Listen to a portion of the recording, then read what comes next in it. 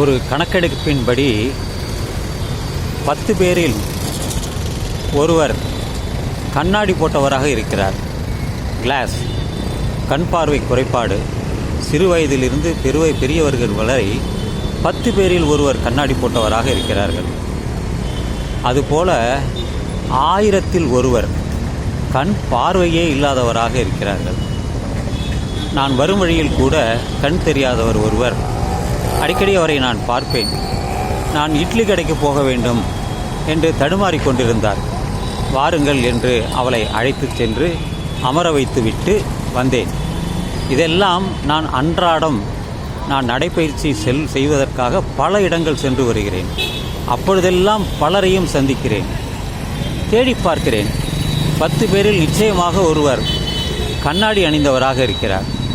1000-ல் ஒருவர் கண் பார்வையே இல்லாதவர்கள் இருக்கிறார்கள்.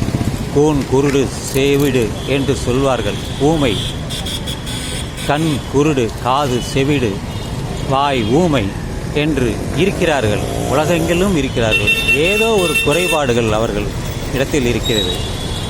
ஊனமற்றவர்கள் என்று செய்வதை விட அவர்கள் வேறு பெயர் வைத்துள்ளார்கள், மாற்றுத்திறனாளிகள் என்று. நிச்சயமாக அவர்கள் மாற்றுத்திறனாளிகள் தான். அவர்களெல்லாம் அரசு ஆதரிக்கிறது. ஏதாவது ஒரு தொழில் செய்ய கற்றுக் கொடுத்து அவர்களை செய்ய வைக்கிறார்கள்.